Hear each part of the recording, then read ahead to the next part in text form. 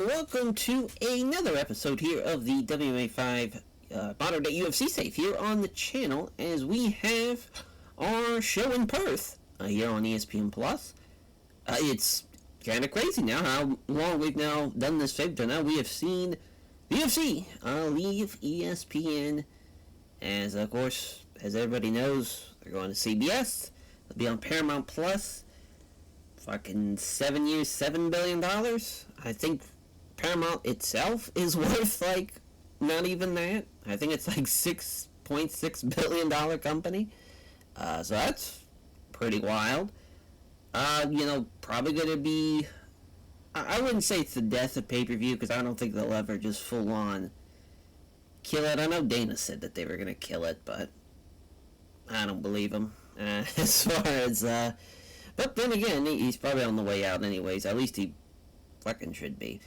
Volkanovski here going to be main eventing in, I'm assuming this would be in Perth. I'm trying to think of the bigger cities in Western Australia, because obviously Perth is the capital of that part. But what's kind of crazy, too, it's kind of wild how Volkanovski, of course, he's from Wendang, Australia. That's on the east side. That's like, maybe one of the closest kind of bigger cities would be like Adelaide.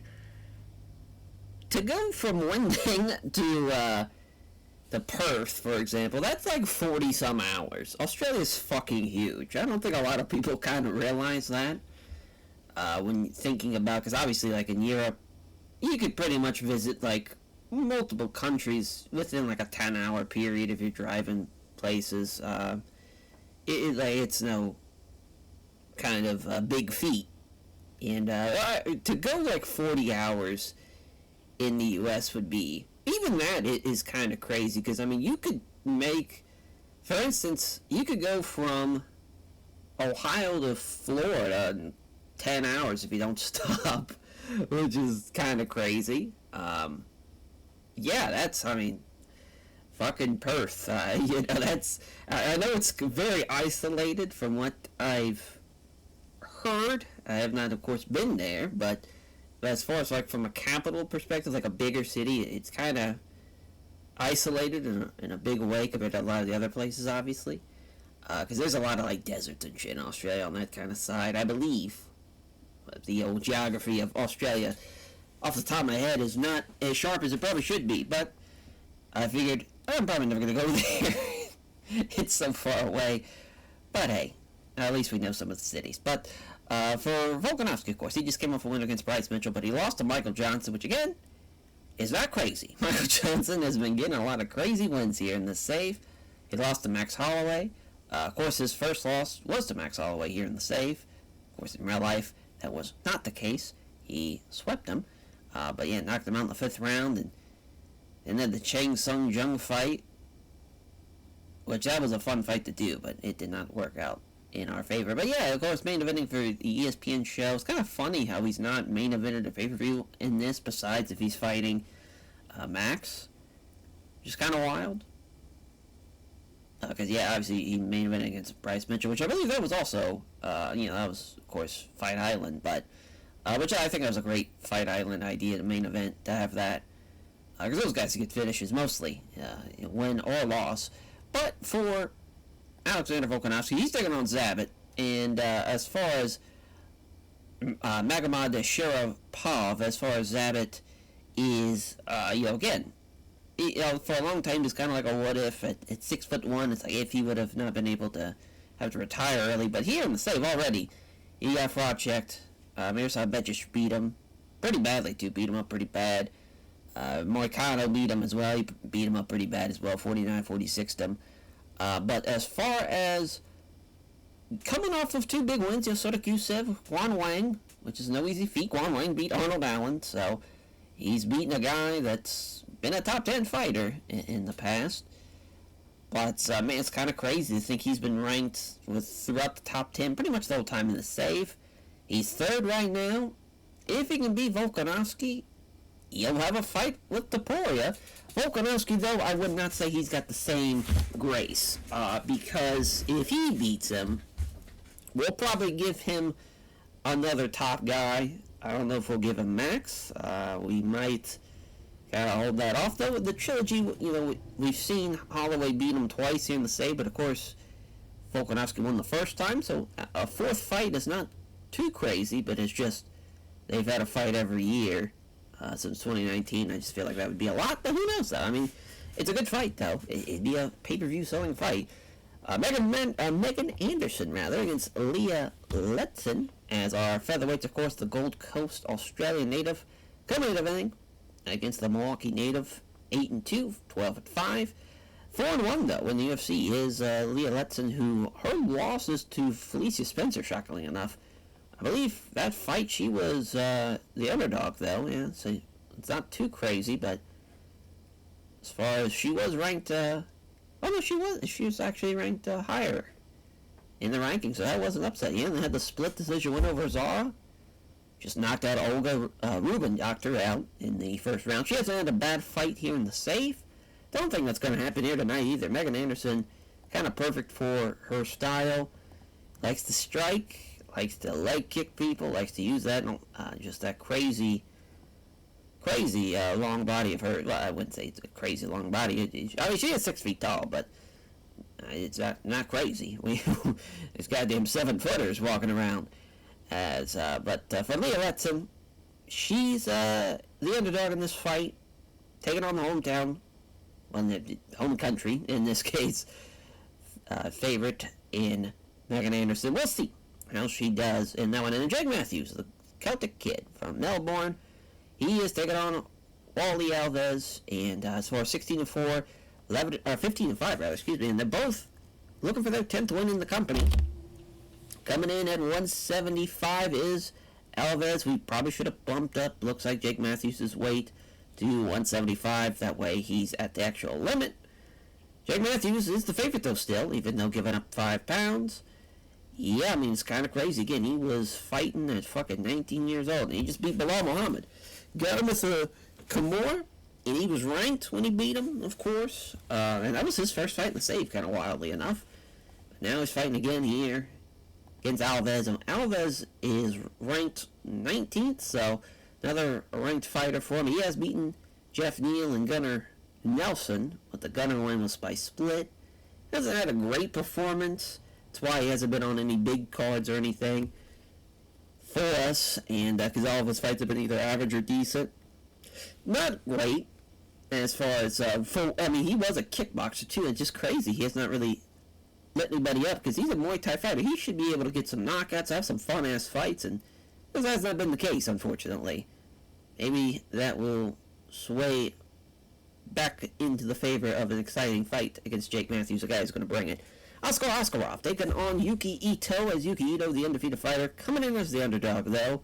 Well, undefeated in the UFC, of course. He's 14-1 overall. But Yuki Ito is taking on an absolute savage in there. He's just had some very tough opponents. Fought Moreno in November. Kind of crazy. He had a crazy 2020 when he came in. Beat Tim Elliott, beat Moreno.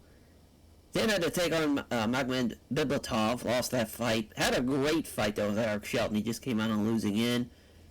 He's a guy that brings it, and he's a very fun fighter to have. Take on somebody like Yuki Ito, who is on the rise right now. It's a ranked flyweight.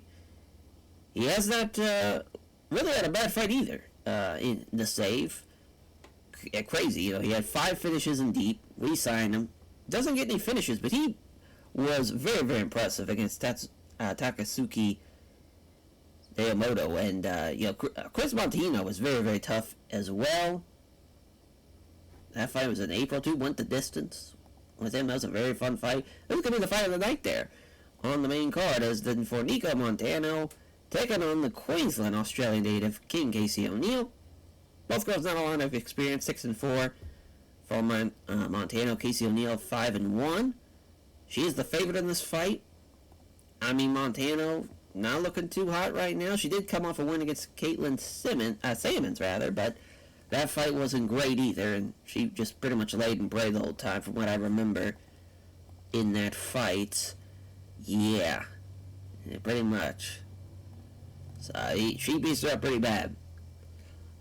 I believe she would push her up against the cage, found a way, maybe take her down once or twice, and that was it. But She has knocked people out, though, in the match. She knocked out Jennifer Amaya, and then, of course, lost to Blanchfield and Mackenzie Dern when she got Von Flute choked and knocked out cold to those two. Which those are not bad losses by any means.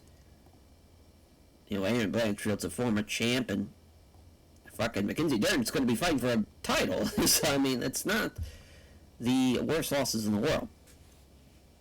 As Martina Cecic, I believe they pronounce it, but 6-1-1, look fucking Polish last names.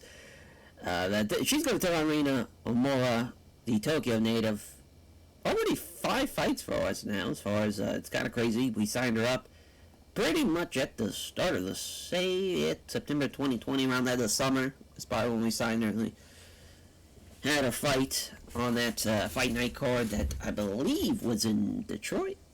Yeah, from what I remember. Then, of course, was on the Japan card for ABC. Beat Stephanie Egger, then just lost to Weiner at the tough finale. In February, she's been a busy girl. Has not had a winning streak yet, but hasn't had a losing streak either. She's just been Mrs. 50-50 right now. But, I mean, as far as Tana, she is coming off a loss to Bea, which Bea was very, very tough, though. I will say that. But 36, not a lot of time ahead of her right now, you would assume. So this would be kind of a now or never for her if she's wanting to make a big splash in the UFC. Would be tough to see her go 1-2 and then retire at 36, so we're hoping that will not be the case tonight. Julio Arce in Jack Jenkins, who is a very fun guy to see, of course, from Victoria, Australia, finally making his debut in the save. Julio Arce is a tough guy, though. I will say that. We did not give him an easy fight, but this is going to be a fun one. He's going to bring it. Of course, Jack is known with his power, the way he can precisely hit guys. His debut was like, 7 seconds, something like that. He's the man. And he's looking to get a big, big win. I don't think in the save he hasn't he has. I thought he just been fighting local guys, but he's been fighting in AFC. We finally brought him in. Gonna be a fun fight. And JDM, Jack Dillon, Madalena, taking on Tony the Spartan Caruso. There's an Adelaide native, and there's a Perth native, though, for JDM. Definitely a hometown fight for him. He is the favorite going into this fight. He's already got the 1 win. Tony Caruso is making his debut, but again, the Aussies, I mean, it's a pretty great place right now for fighters. Obviously, in real life, JDM's the champ. Volkanovski's back to his winning ways. He's looking to maybe make another run at a title, but here in the save, though, we have not seen, obviously, JDM take over, but could be just the beginning of that train. As far as the next fight, Nathan Reddy, the Black Samurai, Alan Odo, as far as the old France native, taking on the Sydney, Australian native, and Nathan Reddy is definitely fighting for a job. I mean, if he loses this fight, he's out of here. Minus 760 favorite. He's fought some tough guys, I will say that. Nazardinov is a tough debut, and he got finished in 25 seconds. Then he lost to Jared Trice, which that fight, at least, he was the favorite, I believe. No, he was not. Actually, he was the favorite against Nazardine. But yeah, tough fights, but at the same time, it's not a bad fight, but he just has not looked all that impressive. Back on the Indies would maybe be a good call for him, maybe back in AFC to let him work in Australia and come back if he doesn't get it done tonight. For the Black Samurai, though, in Alan Bordeaux, a big light heavyweight, 6'4", just beat Jamal Hill, and he beat Roman Delise, which is crazy. Those are 2 huge wins as far as name-wise here in real life in 2025, but here in the save, those 2 have not lived up to what obviously they have turned into. It's kind of crazy. He lost to Kennedy Nzechukwu was his first loss, which Kennedy Nzechukwu is a bad man, though. He's a big fucker, especially at light heavyweight. But now we've already moved him to heavyweight, and he's doing pretty well already. So Nzechukwu in our opening contest, Joshua Kulabo, I believe. Yeah, Kulabeo? Yeah, I think it's Joshua Kulabeo. He's Sydney native, though, 5-0. Looking to make his debut against Kron Gracie. Of course, Gracie is the favorite. So he's a Gracie guy. Of course, we know what Gracie's going to look to try and do. He has done very, very badly in the same. Well, as I said, that we had Kura Asakura, and he knocked the fuck out of him in the first round, which was a tough debut, honestly. I mean, Asakura is very, very good. Kron Gracie, though, I mean, this is an easy fight for him, just as far as with the experience, with the Gracie clan, and all the fucking, I mean, they literally started it all, as far as the Brazilian Jiu-Jitsu goes. So, I mean, he cannot have a bad day out there on the ground. He can't do it. It would be, they should just leave him there if he doesn't get the job done tonight, to be honest. But Alexander Volkanovski, fourth time eventing, third time for Zabit, though, and they're both world-ranked featherweights. It's crazy that Volkanovski's ninth. Zabit's got the huge reach advantage, of course, with him being 6'1", and Volkanovski, what, 5'6", 5'5". Of course, our short king, Alexander Volkanovski, but man, he's got a tough day ahead of him. He's got a very tough day ahead of him. Zabit's a tough opponent for him, that is for sure. Then two of the best on the women's side of things, Megan Anderson, Leah Letson. Letson, of course, at Fortis MMA, which Megan Anderson's 1-0. She's finished 3 of the last 5 opponents as well. She also has a reach advantage. She's got the 6-inch reach advantage tonight. See if Letson can overcome that as the Celtic Kid. Jake Matthews and Wally Alves, he's the clear favorite tonight. And Askarov and Ito, 21st and 17th on the flyweight rankings. Crazy that Yuki Ito does not even have one person backing him. He's been on a tear. And for Casey O'Neill and Nico Montano, as far as 13th and 15th in the flyweight, so 2 top 15 girls battling out. And we'll see if Casey O'Neill can win it in her home country. And then for Martina Cecic and King Raina Mira, as far as for Raina, she's looking to get a big win to get maybe potential winning streak going, of course. As far as for her style as a judokan, her and Martina, as far as she's a jiu-jitsu girl, we didn't really get to see a whole lot in her debut against, or not in her debut, in her last fight against Bea, but her fight against Ashley Evans Smith, she was able to, of course, get the rear naked choke. So she's going to look to take her back down and grab her back and get the win. And for Jack Jenkins making his debut against Julio Arce, who hasn't won in this decade, going to be a tough fight for him, though, still, for Jack Jenkins. And for Tony, the Spartan Caruso, taking on Jack Della Maddalena, JDM, the big favorite, looking to make it 2-0 in the UFC. And then Nathan Reddy, he's got the big reach advantage of 5 inches, got the betting line on his side, and he's looking to get the big win in Australia. And another Australian debutee, Joshua taking on Kron Gracie. There's one person backing Joshua and one Stu, but everybody else going with the Gracie. We'll see how Kron does. If he can somehow manage to pull one off. Already a 1-2. There's that striking. That is going to be the perfect way to win this fight. But Kron looking to shoot in, but he's getting caught again. Potentially with some nice shots. A nice right cross lands hard. He's still hanging in there as Kron, well, till that right hand knocks him out. Oh, he's still up. Or he's not up. He's still conscious, but now he's about to get the shit beat out of him on the ground. But if he survives, might be a good spot for Kron to pull something off his back. Yep, trapped him in half guard. Trying to transition to full guard, but yeah. A 10-8, obviously, for Joshua. So now Kron needs a finish. Rounds are going to save him. 1-2 again. Trying to take an initiative. He's just getting fucked up here.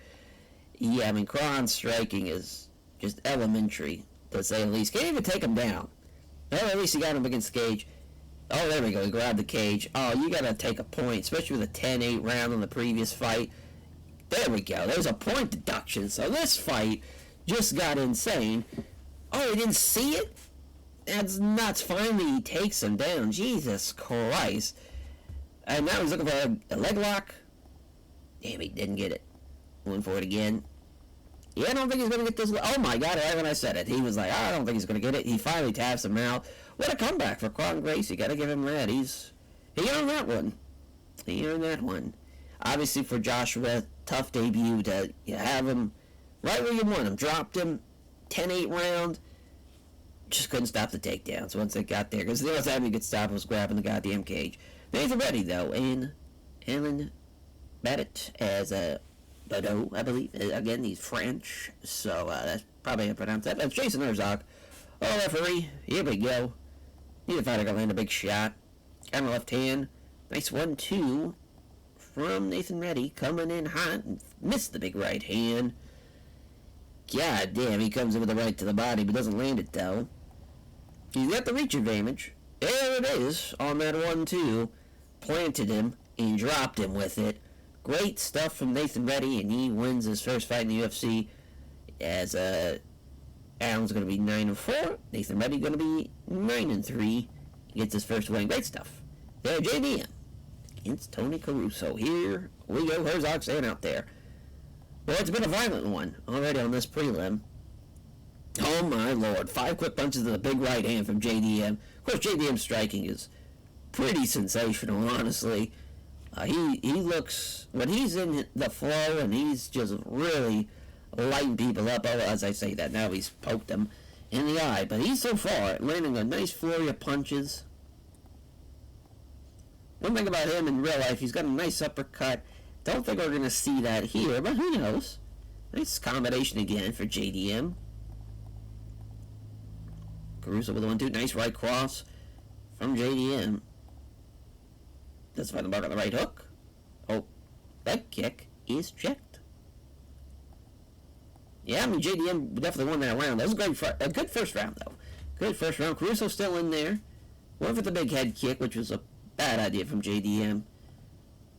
Oh, no, he fooled him with a feint. Oh, my God. Big right hand is avoided, though, from Caruso. That would have put his fucking lights out. That is for sure, if that would have landed. Nice straight right hand from JDM after 2 of the 4 punches landing a combo. He's outstriking him. He's not really getting hit. Oh, my lord. Now a 3-punch combination. All of them land. Hit the right roundhouse kick to the body. Caruso with a 1-2 there. Oh, my God damn. Now he's cut him above the eye. I mean, JDM is fucking him up. And it's not looking good for old Tony Caruso. A tough debut. JDM now counters with a right hand. Obviously, it's his fight to lose now. Caruso needs a big hit and a big finish if he wants to win this fight. I don't think it's going to happen, though. I don't even think he's going to hit him. Well, nice 1-2. Missed with the spin kick, though. Landed a nice 1 punch. Calm with a body kick. But he's getting tired. There's Caruso with the left hook, though. Oh, my lord. Oh, he rocked him with that combination, though. Down.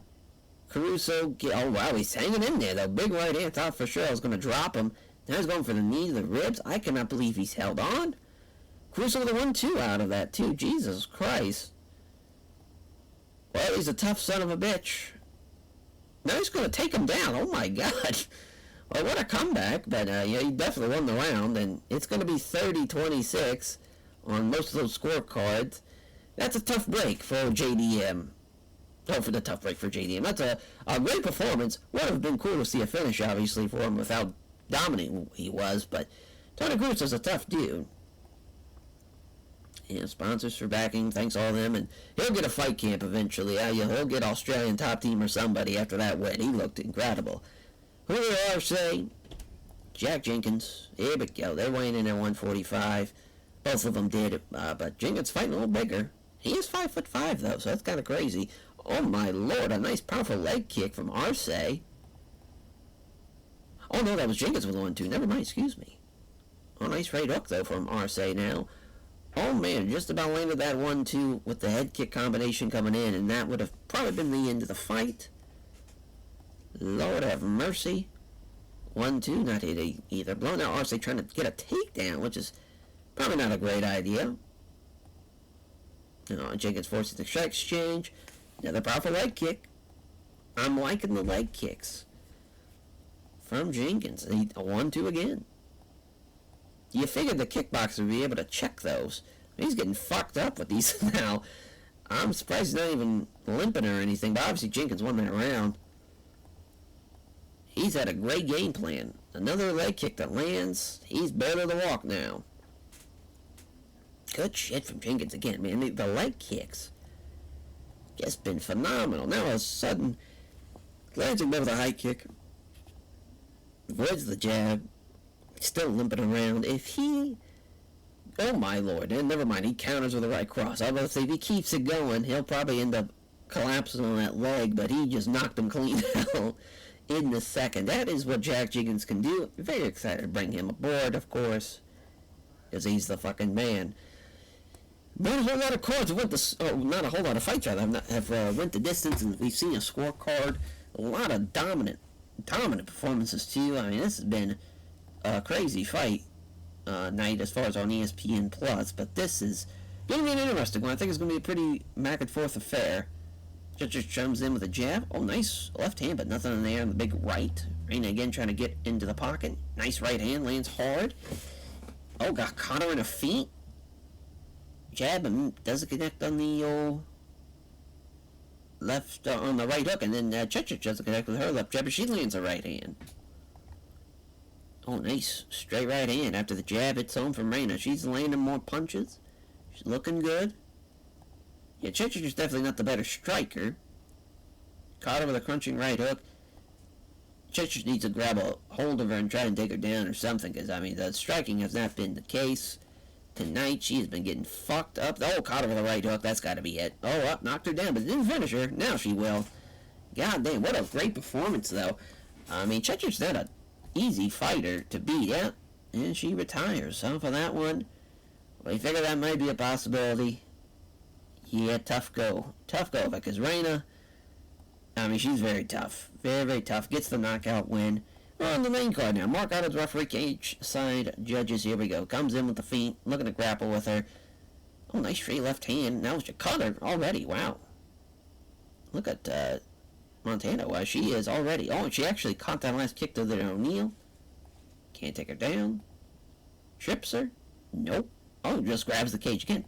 Give the fucking point away. Jesus. Well, got her down. She got a waist lock, though. Oh, guillotine from Casey. Oh, no, doesn't get it.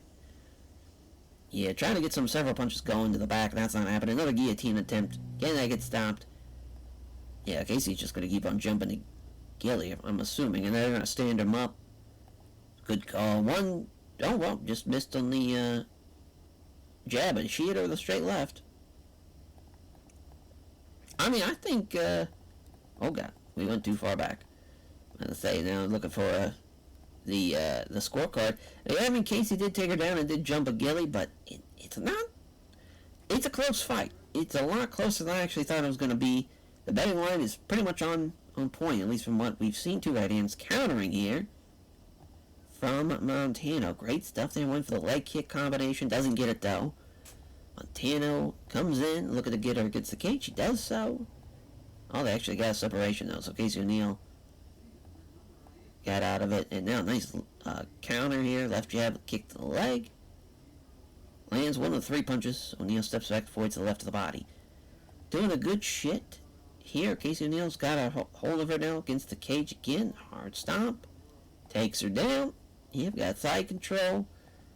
Kimura doesn't get it though. Yeah, I mean, Nico Montano, she's got a pretty good jiu-jitsu game. She's gonna be a tough girl to put away like that, but so far it's been Casey O'Neal, as that strike has reopened her, though. Montano gets the takedown, though. There we go.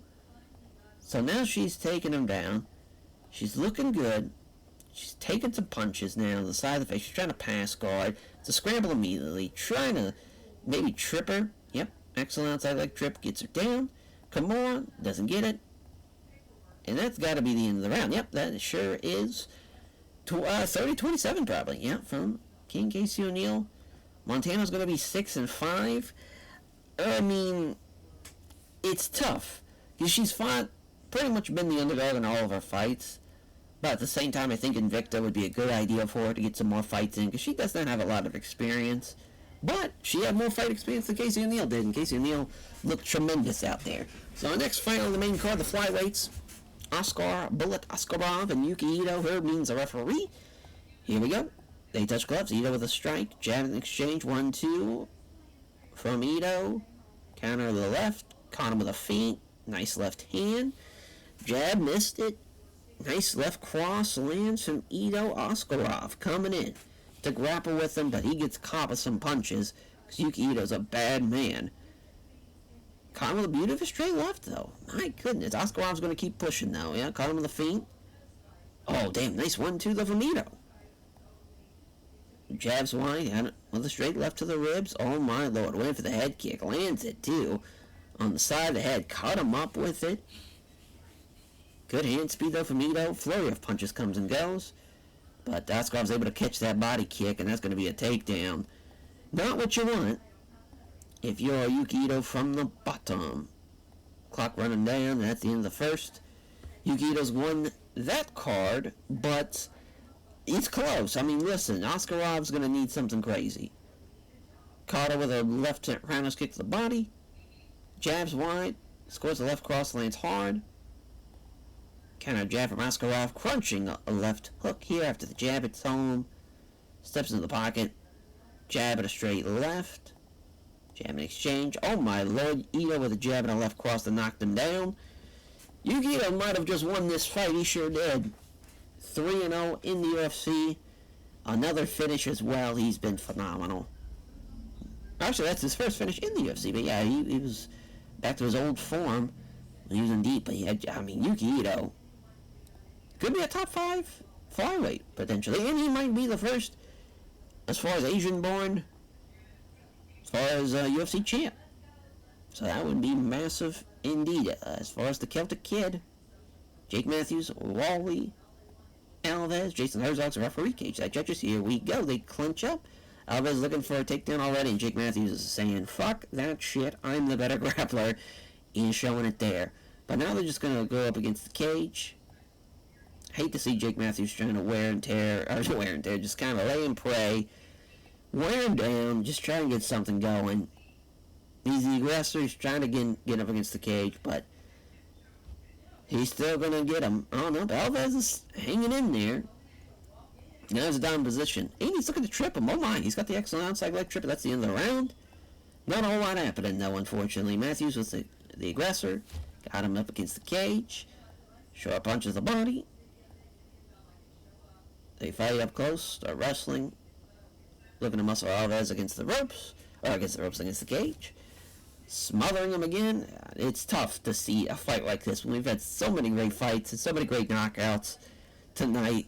To see a fight like this where guys are just jockeying to who can hold the other guy against the cage the longest. Been pretty brutal. Jake Matthews is going to win this fight, though. Unless something crazy happens. Oh. Pushed him down on his hands and knees. Trying to pound away. Some shots are landing through now. Now he goes for the knee strike, which Matthews is able to get up. And there we go. Alves with the takedown. He's got time now this time. But already Jake Matthews bursts into life. Bad idea, though. Alves just gets side control off of that. He's looking really good, actually. I'm very, very impressed with how Wally Alves has been. That's the end of the round and the end of the fight. He won that round, so it's going to be 29-28, but Jake Matthews gets it done. Not a great performance. Again, just Wally Alves, he's just Mr. Average. That is what he gets. But he wants Carson Hardman next as Jake Matthews. Honestly, he should probably fight somebody that's ranked a little higher, like a top 15 guy. Because he's been getting wins. He's been getting wins, that's for sure. Jason Herzog, I feel like he's been the only ref tonight. They touch gloves already. So here comes Let's with the big right. Comes off the counter. Does Anderson with a jab and a good right hook. That reach advantage is going to be on display here. And Let's is going to have to get a hold of her. If anything, maybe. She does have a Taekwondo background. So maybe she can use that space. Even though it would be a disadvantage for a lot of people. Maybe she can able to catch her with something crazy. Fucking spin kick or something. Oh, she gets countered, though, already by Anderson again. Misses all the strikes, a combination with a low kick. Went for the high kick after the jab, but missed the high kick. Nice 1-2 from Anderson. Oh, broke her fucking nose. That is tough. She's still fighting, though. Right jab, left... left jab or straight right from Anderson. Missed a left jab and a high kick. Jesus Christ. Swimming past the right hook, attempt to counter the left jab with a good right hook as well. Comes in with a flurry of 3 punches. All of them landing. Lands the big right. And that's the end of the first round. Obviously, Megan Anderson's won this first round. If Letson could come back, it would be an incredible comeback at this rate. just don't see it's happening. Anderson, she broke her nose probably. She's getting tired though, so this might be a chance for Letson to get something going. Oh my gosh, she landed the head kick. Holy oh, that was Megan Anderson that landed it. Never mind, I'm an idiot. I was too excited. Yeah, Letson has been dropped and she will get finished here. Never mind, she's gonna hang in there. I mean, just a tough motherfucker is Leah Letson. Jesus. Obviously, that could have been 10-8, honestly, with dropping her and almost finishing her, but I do like to at least they give her a chance to maybe get back and at least win a round. But Megan Anderson's counter-striking has been phenomenal. She's been hitting some great combinations, great counter again. She's been hitting all strikes to the head, to the body, to legs, and she's been all over the place. Been phenomenal. And she's getting countered here with a quick kick as well. Megan Anderson's now getting tired. I don't think she's going to get a finish now, but she will get the win. Oh my god, Letson with a 1-2. Oh, she lands the head kick, but it was a 1-2 from Anderson, rather. Oh my lord, she rocked her with it. Letson, when it just came back and won this fight, she absolutely did in the final minute of this fight. What a fucking comeback. That is what I'm talking about. Leah Letson. Jesus, I mean, fuck, we gotta give her a title fight, I feel like. Just beat Megan Anderson. Very, very impressive performance there as a potential featherweight contender, that is for sure. We did finally get Kayla Harrison, though. She's finally out of her PFL deal, so we'll be able to potentially even do that fight for their first fight. As our two featherweights main eventing here tonight, to decide on the men's side of things, as Alexander Volkanovski and Zabit Magomed Sharapov, rather. I always want to say Sharapov, but you gotta get the rip in there. But the Sharapov is looking to potentially fight for the title for the first time, of course, and still 31. He's still pretty young. Here we go, as Zabit, rather, is going to ignore the touch of gloves, which, oh my lord, he fucked him up. Oh my god, he came here on a fucking mission. 39 seconds is all it took. Holy dick. Zabit wins it, knocks him out in 39 seconds. Crazy fight. Oh, fun fucking card. Everything delivered but the goddamn Wally Evans fight. Two flyweights, two featherweights, they all delivered. The bantamweights, the featherweights on the prelim as well. The welterweight fight. Phenomenal stuff. Did not increase our popularity one goddamn bit, though. Jesus Christ. We had performance bonus, obviously, for damn near everybody. Yuki Ito. Casey O'Neill, sure, she did great. Reina was great. Jack Jenkins was phenomenal. JDM looked great. Nathan Reddy. Maybe not. Actually, we'll give one to Kron, though. He came back in a big way. We'll lose our money again. I don't care, though. We got $50 million to spend.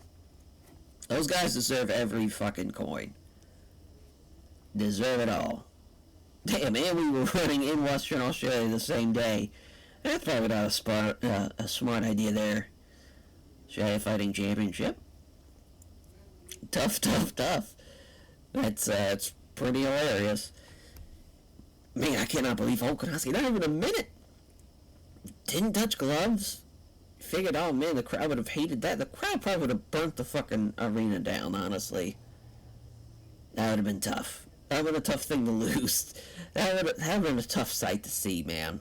Fucking Volk. Pouring out for him, but Zabit, goddamn, I mean, he might fight Taporia now. That was impressive. He got him out of there in a fucking hurry. Very, very impressive stuff.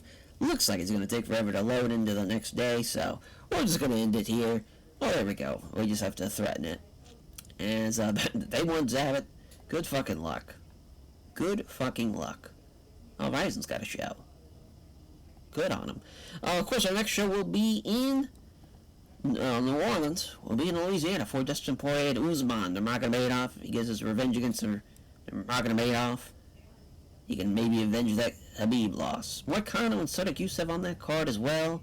Giasin, well, yeah, I mean, technically this well, you can't really say that she deserves a maybe potential title fight, but at the same time, that 0-1, that came way early on in 2014. She was a former champion in Bellator and in Invicta. So, I mean, she is very tough in her own right. She is the sneaky zebra, but I would say the winner of this fight's probably going to fight the Leah Letson winner, fight Leah Letson, rather. But at the same time, I'm assuming, see if we can see Letson's injury update to see if she did in fact break her nose. I figured she did. Because that was fucking impressive. Guy gets cut from King of the Cage. Got some extensions that we don't care about. Sit all the way down here. Assuming, Ben Rothwell, the retirement. We were there. I saw an injury.